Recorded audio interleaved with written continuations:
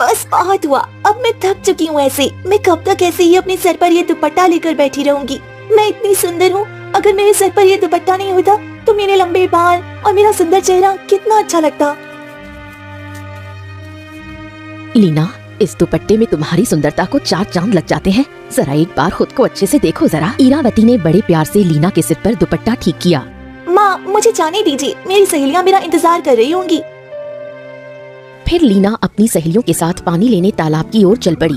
उसके सिर पर दुपट्टा था, लेकिन उसकी चाल में एक अलग ही गरिमा थी। उसके लंबे काले बाल दुपट्टे के नीचे से झांक रहे थे, जिन्हें देखकर उसकी सहेली पायल उनकी तारीफ करने से अपने आप को रोक नहीं पाई। लीना, सच कहूँ तो तू इस गांव की ना सबसे हसीन लड़की है, पर मुझे एक बात समझ नहीं आती, इतनी गर्मी में भी तो हमेशा ये दुपट्टा ओढ़कर क्यों रखती है? बस पायल, मुझे अच्छा लगता है, दुपट्टा लेना मुझे पसंद है और संस्कारी भी लगती हूँ ना। अरे इतने लंबे बाल, इतना हसीन चेहरा, अगर तू ये दुपट्टा हटा दे तो पूरे गांव के लड़के तेरे पीछे पागल हो जाएंगे। क्यों छुपाती है खुद को? पगली, पानी भर ली, वरना अंधेरा हो जाएगा। घर पर माँ इंतजार कर रही होगी। शाम को जब लीना तालाब से घर लौटी तो उसका मन भारी था। घर का दरवाजा बंद करते ही उसने अपनी माँ को सामने पाया। इस बार उसकी आवाज में गुस्सा और दर्द दोनों थे। माँ, आखिर मैं कब तक अपनी सहेलियों से ये सच छुपाती रहूंगी? मुझे इस झूठ से जीने में अब घुटन होने लगी है। इतना कहते ही लीना ने झटके से अपने सिर से दुपट्टा हटा दिया। जैसे ही दुपट्टा गिरा, आईने में एक खौफनाक मगर हैरान कर देने वाला सच सामने आया। लीना के माथे के ठीक ऊपर उसके रेशमी बालों के बीच 2 छोटे छोटे नुकीले सींग निकले हुए थे, जो उसके इतने हसीन चेहरे को अब विचित्र बना रहे थे। देखो इसे, क्या ये कोई सहेली इसे देखकर मुझसे बात करेगी? अरे भाग जाएगी वो डर के। इतना सुंदर चेहरा है, परंतु ये सींग देखने के बाद मेरी खुद की भी नजर सींग से हटकर चेहरे पे नहीं जाती। इरावती की आंखों में आंसू भर आए, लेकिन उसने खुद को संभाला। उसने अपनी बेटी के उन सींगों को सहलाया जैसे वो कोई कमी नहीं बल्कि गहना हो। पीछे खड़े पिता की आंखों में भी गहरा दर्द था, लेकिन उन्होंने अपनी चुप्पी नहीं तोड़ी। तू जो भी है, जैसी भी है, हमारी जान है लीना। दुनिया क्या कहती है उससे हमें कोई मतलब नहीं। माँ, आप फिक्र मत कीजिए, अगर आपने ये राज इतने सालों तक छुपा कर रखा है तो मेरा सच मेरे दुपट्टे के नीचे सुरक्षित रहेगा। आज की बात मैं कभी फिर से दुपट्टा सर से उतारने की जिद नहीं करूंगी। सुबह लीना अपनी सहेलियों के साथ गांव के रास्ते से गुजर रही थी। तभी उसकी नजर रास्ते के किनारे एक विशाल जामुन के पेड़ पर पड़ी। वहाँ एक लड़का बड़ी फुर्ती से ऊपर चढ़ रहा था, लेकिन अचानक उसका पैर फिसला और वो धड़ाम से नीचे आ गिरा। अरे इतनी बड़ी उम्र हो गई और अभी तक जामुन चुराने की आदत नहीं गई। इस उम्र में कौन बंदरों की तरह पेड़ पर चढ़ता है? चलो लीना, इसे यहीं अपनी चोट सहलाने दो। अरे रे रे रे रे, मेरी मदद करो, कोई मेरी मदद करो। अरे रे, बहुत तकलीफ हो रही है। अरे तुम लोग देख क्या रही हो? अपना हाथ दो मुझे उठने के लिए, मुझसे नहीं उठा जा रहा। अरे रे रे रे रे रे रे, अरे तो फिर बंदर जैसे पेड़ पर चढ़ने से पहले सोचना चाहिए था ना। हम लोग कोई तुम्हारे नौकर नहीं है, समझ गए ना? पायल और दूसरी सहेलियां मजाक उड़ाते हुए आगे बढ़ गईं, लेकिन लीना वहीं रुक गई। उसने देखा कि लड़का दर्द से करहा रहा था। लीना उसके पास गई और मदद के लिए अपना हाथ बढ़ाया। तुम्हें बहुत चोट आई है, क्या तुम खड़े हो सकते हो? लगता है पाँव में मोच आ गई है, धीरे से उठने की कोशिश करो। धन्यवाद तुम्हारा। मैं अपने लिए नहीं चढ़ा था। बात यह है कि कुछ छोटे बच्चे नीचे खड़े थे, उन्हें जामुन चाहिए था। मैंने सोचा अगर वो ऊपर चढ़ेंगे तो उन्हें चोट लग सकती है, इसीलिए मैंने उन्हें घर भेज दिया और जामुन लाने का वादा कर दिया। अब खुद चोट अपने सर ले ली। चलो, ये तो अच्छा हुआ किसी बच्चे को चोट नहीं लगी। तुम खुद गिर गए ताकि वो सुरक्षित रहे, पर तुम्हें अपना भी ख्याल रखना चाहिए था ना। एक बात कहूँ, तुम्हारा स्वभाव तुम्हारी सहेलियों से बहुत अलग है। यानी कि वो तो बस हंसकर चली गई, लेकिन तुमने रुककर एक अजनबी की परवाह की। वैसे तुम्हारा नाम क्या है और तुम हमेशा इस तरह से अपना सिर क्यों ढक के रखती हो? मतलब कि मैंने आज तक गांव में किसी भी लड़के को ऐसे पल्लू डाले हुए नहीं देखा। मेरा नाम लीना है और ये दुपट्टा बस मुझे सादगी पसंद है। चलो अब तुम अपना ध्यान रखना, मैं अब चलती हूँ, वरना मेरी सारी सहेलियाँ दूर निकल जाएंगी। लीना जल्दी से आगे की ओर बढ़ी। अगली सुबह सूरज की सुनहरी धूप पूरे गांव में फैल चुकी थी। लीना अपनी सहेलियों के साथ तालाब पर पानी लेने जा रही थी। तभी अचानक उसे एहसास हुआ कि कोई उसका पीछा कर रहा है। ऐसा लग रहा है जैसे कोई मेरा पीछा कर रहा है, पर इस घने जंगल में भला कौन कर सकता है? अरे लीना, क्या हो गया? तुम अचानक रुक क्यों गई? चलो जल्दी पानी लेकर निकलते हैं, वरना देरी हो जाएगी। पायल, तुम थोड़ा आगे बढ़ो, मुझे अचानक एक जरूरी काम याद आ गया है। मैं अभी आती हूँ, तुम रुको मत जाओ। पता नहीं इसे क्या हो गया है, मेरी एक बात भी नहीं सुनती है। ठीक है, मैं आगे जा रही हूँ, पर जल्दी आना। पायल बड़बड़ाती हुई आगे निकल गई। लीना ने चैन की सांस ली। जैसे ही उसने पीछे मुड़कर देखा, एक मोटे पेड़ के पीछे छुपा हुआ अंशुल साफ नजर आ गया। वो अपनी जगह से हिली नहीं और सीधे उस पेड़ की ओर बढ़ गई। अच्छा, तो ये महाशय हैं, कल की मदद का शुक्रिया ऐसे अदा कर रही हैं। लीना दबे पांव चलकर अंशुल के पीछे जाकर खड़ी हो गई। अंशुल अभी भी झांकने की कोशिश कर रहा था। क्यों घूर रही हो? फिर से पेड़ से गिरना है क्या, या जामुन खाने का दोबारा मन हो गया है? हाँ, इस तरह मत देखो, ऐसे अगर देखोगे ना तो बात का बतंगड़ बन जाएगा। इसीलिए अपने काम से काम रखो। नहीं नहीं नहीं नहीं, मैं तो बस देखना चाहता था कि कल के बाद तुम आज कैसी हो, और सच कहूँ तो इस दुपट्टे के पीछे छुपे रहस्य को समझना चाहता था। अंशुल जब सिर झुकाकर मुस्कुराया तो वो इतना प्यारा लग रहा था कि लीना का दिल एक पल के लिए धड़कना भूल गया, लेकिन उसने तुरंत खुद को संभाल लिया। मेरा रास्ता अलग है और तुम्हारा अलग। अब मेरा पीछा मत करना और ना ही मेरे बारे में ज्यादा जानने की कोशिश करना। मैं तो नहीं कर रहा, तुम कुछ ज्यादा ही सोच रही हो। मतलब ऐसा भी क्या बोल दिया मैंने जो तुम ऐसी बात कर रही हो? तुम अभी इसी वक्त यहाँ से चले जाओ। लीना तेजी से आगे बढ़ गई। तभी उसे महसूस हुआ कि उसका दुपट्टा पीछे से खींच रहा है। उसने पीछे मुड़कर देखा, अंशुल ने उसके दुपट्टे का कोना पकड़ रखा था। ये क्या कर रहे हो? छोड़ो। अब बस थोड़ी देर बात कर लो ना, उसके बाद चली जाना। बस थोड़ी देर मान जाओ ना। धीरे धीरे वक्त गुजरता गया और दोनों के बीच एक अनकहा रिश्ता बन गया। प्यार परवान चढ़ने लगा, लेकिन लीना के मन में अपने सींगों का बोझ बढ़ता जा रहा था। एक शाम तालाब के किनारे जब अंशुल ने उसका हाथ थामने की कोशिश की तो लीना रो पड़ी। अंशुल, मुझसे दूर रहो, मैं तुम्हारे लिए सही नहीं हूँ। मैं वैसे नहीं जैसे तुम समझते हो। मैं एक साधारण इंसान नहीं हूँ। अंशुल, तुम मुझसे दूर रहो, मैं साधारण इंसान नहीं हूँ। हाँ, सुन सुन के मेरे कान पक गए हैं लीना। ये तुम क्या कहती रहती हो? पागल हो गई हो क्या? देखो, तुम्हारे दिल से ज्यादा खूबसूरत मेरे लिए कुछ नहीं है लीना। और ये बताओ, आखिर ऐसी क्या बात है जो तुम्हें इतना डरा रही है? बताओ ना मुझे। मैं तुम्हें नहीं बता सकती, बस इतना समझ लो कि मेरा सच तुम्हें मुझसे नफरत करने पर मजबूर कर देगा। मुझे जाने दो। लीना भागते हुए घर पहुंची। उसके पैर लड़खड़ा रहे थे और सांसें फूल रही थीं। दरवाजे की आवाज सुनकर इरावती रसोई से बाहर आई। लीना की हालत देखकर वो घबरा गई। लीना, क्या हुआ मेरी बच्ची? तू ऐसे बदहवास क्यों भाग रही है? क्या किसी ने कुछ कहा तुझे? लीना ने कोई जवाब नहीं दिया। उसने अपनी माँ की ओर देखा तक नहीं और रोते हुए सीधे अपने कमरे की ओर दौड़ गई। आखिर क्या हो गया है इस लड़की को? कोई जवाब क्यों नहीं दे रही है? हे ईश्वर, कहीं वो तो नहीं हुआ जो मैं सोच रही हूँ? नहीं नहीं, ऐसा नहीं हो सकता। वहीं लीना ने अंदर से दरवाजा बंद कर लिया। वो सीधे आईने के सामने जाकर बैठ गई और झटके से अपना दुपट्टा उतार फेंका। आईने में दिख रहे अपने सींगों को देखकर वो बिलख बिलख कर रोने लगी। क्यों? आखिर मैं ही क्यों? मैं भी तो एक साधारण लड़की की तरह जीना चाहती हूँ। मैं भी उससे प्रेम करती हूँ और आज उसकी आंखों में भी अपने लिए वही तड़प देखी। वह भी मुझसे प्रेम करता है। लीना ने अपने सींगों को छुआ। उसकी आंखों में आंसू थे, पर एक उम्मीद की किरण भी जाग रही थी। उसने अंशुल की उस मासूम मुस्कुराहट को याद किया जो उसके दिल में घर कर गई थी। शायद अंशुल बाकियों जैसा नहीं है। उसकी बातों में, उसकी आंखों में मुझे अपनापन महसूस होता है। अगर उसने मुझे इस रूप में भी अपना लिया तो मुझे सच्चा प्रेम मिल जाएगा। हाँ, ये ठीक रहेगा। मैं उसे धोखा नहीं दूंगी। कल मैं उसे अपना सच दिखा दूंगी। आखिर मुझे भी तो विवाह करना है। इन सींगों की वजह से अविवाहित तो नहीं रह सकती ना। अगले दिन लीना बिना दुपट्टे के अपने सींगों के साथ तालाब के एकांत कोने में बैठी थी। तभी पीछे से अंशुल की आवाज आई। लीना, मैंने तुमसे कहा था ना कि मैं तुम्हारा साथ कभी नहीं छोड़ूंगा। जैसे ही लीना मुड़ी, उसके बिखरे बालों के बीच से दो नुकीले सींग चमक उठे। उसे इस हाल में देखकर अंशुल के पैर वहीं जम गए। वो पल भर के लिए डर गया और पीछे हट गया। ये क्या है लीना? तुम कोई? देखा तुमने, यही मेरा सच है। अब बताओ, क्या तुम अभी मुझसे प्यार करती हो? तालाब के किनारे सन्नाटा छा गया। अंशुल कुछ पल चुप रहा। उसकी आंखों में डर और हैरानी थी। ये देखकर लीना का दिल टूटने लगा। देखा, मैंने कहा था ना कि तुम मुझसे दूर रहो। मेरी असलियत देखकर तुम्हारे कदम पीछे हट गए। अब जाओ यहाँ से और कभी वापस मत आना। अंशुल ने गहरी सांस ली और धीरे धीरे लीना के पास आया। हाँ, देखो लीना, बात यह है कि मुझे फर्क नहीं पड़ता लीना कि तुम कैसी दिखती हो। मैंने तुमसे तुम्हारे दिल से प्रेम किया है, तुम्हारी देह या इन सींगों से नहीं। और देखो लीना, मैं जानता हूँ कि हर समस्या का कोई ना कोई तो हल होता ही होगा ना, और तुम्हारे इन प्यारे प्यारे नुकीले नुकीले सींगों का भी कोई ना कोई तो उपाय होगा ना। इसका कोई हल नहीं है अंशुल, ये मेरे जन्म के साथ आए हैं। अब तुम चाहे कुछ भी कहो, तुम मुझे ऐसे ही पसंद हो जैसी तुम हो। लेकिन हाँ, मैं ये बिल्कुल नहीं सह सकता कि तुम पूरी की पूरी जिंदगी एक डर के साथ जियो। देखो लीना, हम इसका रास्ता जरूर ढूंढेंगे, बस तुम मेरे साथ घर चलो। शायद तुम्हारे माता पिता को कुछ पता हो। लीना और अंशुल घर पहुँचे। लीना का दुपट्टा कंधों पर पड़ा था और उसके सींग साफ दिख रहे थे। जैसे ही विनायक और इरावती ने ये देखा, उनके पैरों तले जमीन खिसक गई। लीना, लीना, ये क्या कर डाला तूने? और ये लड़का कौन है? तू इसको यहाँ क्यों लेकर आई है? मेरी बच्ची, तूने दुपट्टा क्यों हटा दिया? कोई देख लेता तो क्या होता?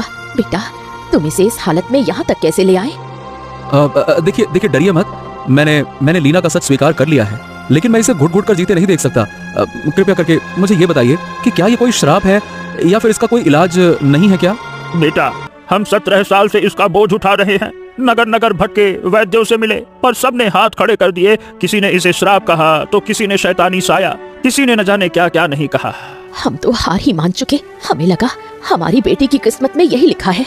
नहीं काकी नहीं, हर अंधेरे के बाद सवेरा जरूर होता है। क्या सच में कोई रास्ता नहीं है जो इस मुसीबत को खत्म कर सके? एक भी उम्मीद की किरण नहीं है? सोचिए ना।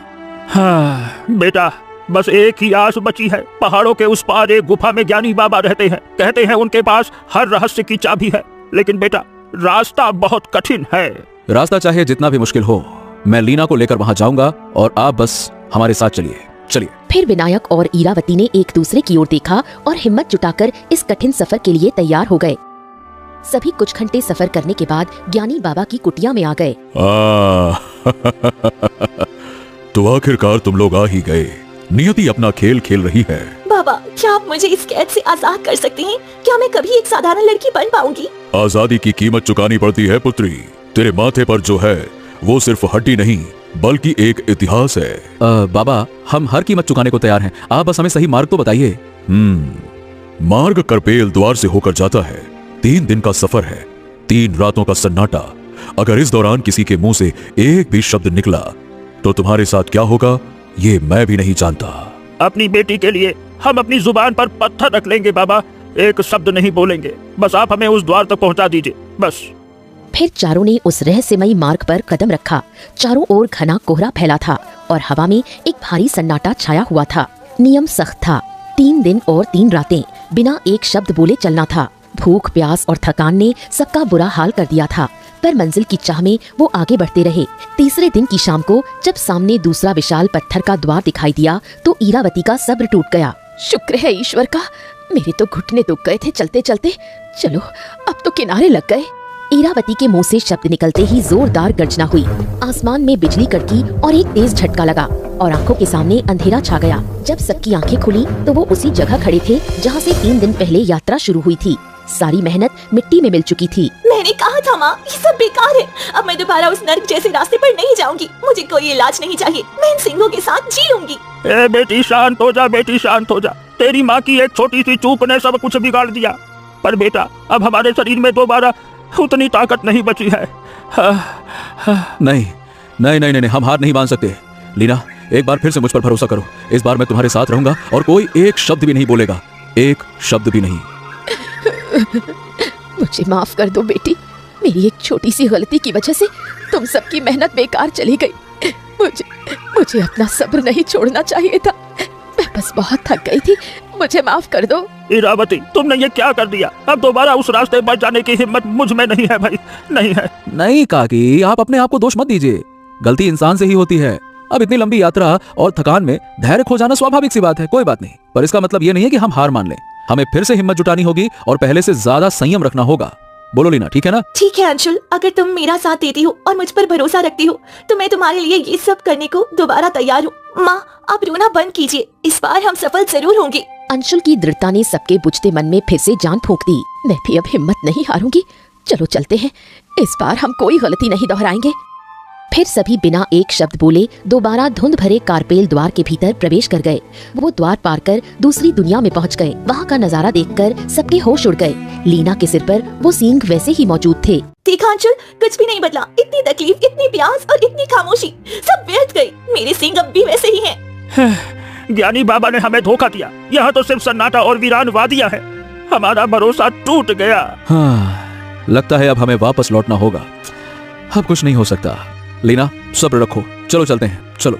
तभी अचानक हवा का रुख बदला। सामने से काले रंग का विशाल लिबास पहने एक भव्य औरत आती दिखाई दी। उसके सिर पर लीना से भी बड़े और काले सींग थे। उसके साथ एक बेहद सुंदर लड़की थी जिसका चेहरा पूरी तरह इंसानी था और सिर पर कोई सींग नहीं थे। ये क्या है? हमने हमने ऐसा इंसान तो आज तक नहीं देखा। ये कौन है? इस पवित्र भूमि पर आकर तुम लोग भरोसे की बात करते हो। विश्वास आंखों से नहीं, आत्मा से देखा जाता है। तुम यहाँ तक पहुँचे, ये तुम्हारे साहस का प्रमाण है, पर तुम्हारी शंका तुम्हारी कमजोरी है। आप कौन है? हमने तो सुना था कि यहाँ आते ही सब ठीक हो जाएगा। फिर हमारी बेटी के सींग क्यों नहीं गए? वो अब भी वैसी ही क्यों है? मेरा नाम शूलिनी है। मैं एक विचित्र जाति से हूँ। जिसे तुम श्राप समझ रहे हो, वो हमारी जाति का गौरव है, हमारी पहचान है। गौरव? अरे एक मासूम लड़की के लिए ये कोई गौरव वौरव नहीं है, ये बोझ है, बोझ। क्या आप समझ सकती हैं कि इसे समाज से छिपकर जीने में क्या क्या सहना पड़ा? आप ये बताइए, क्या आप इसे ठीक नहीं कर सकती? ये कोई बीमारी नहीं है जिसे ठीक किया जाए युवक। ये हमारी जाति की शक्ति है, जो हर तीसरी पीढ़ी में एक कन्या को मिलती है। ये दिव्य अंश है। तो लीना का इससे क्या संबंध है? क्योंकि लीना साधारण नहीं है, वो इस लोक की उत्तराधिकारी है।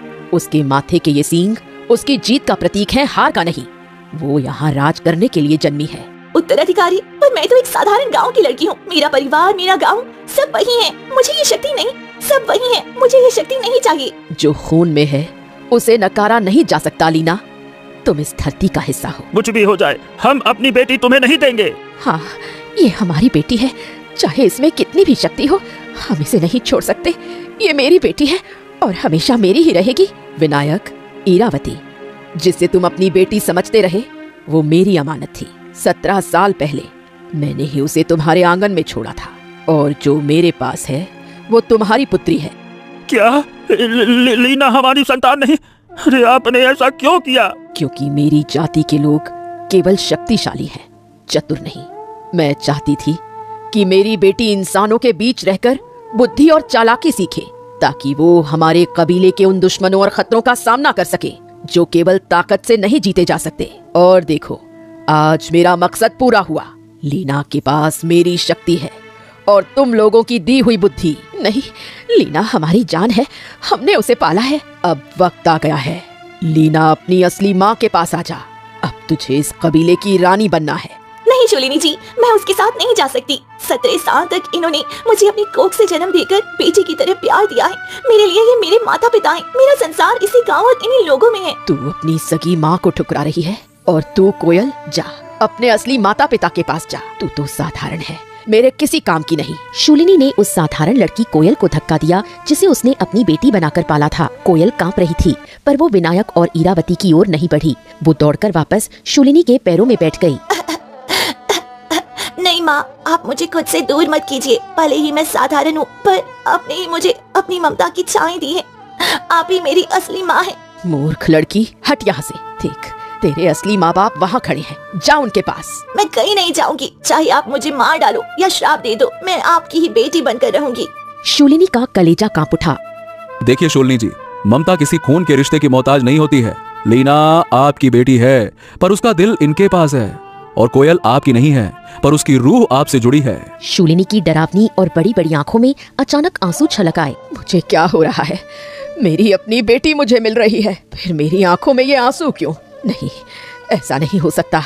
इस इंसानी बच्चे के लिए मेरे दिल में इतनी हमदर्दी क्यों जाग रही है? अपनी ममता को कमजोर पड़ते देख शूलिनी ने तुरंत अपनी आंखें बंद कर लीं, ताकि कोई उसकी बेबसी ना देख सके। ले जाओ इसे, ले जाओ यहाँ से। कोयल, पीछे मुड़कर मत देखना। और लीना, तू आजाद है, आजा अपनी दुनिया में। कोयल अपने असली माँ बाप की ओर 2 कदम बढ़ी ही थी कि अचानक उसके पांव ठिठक गए।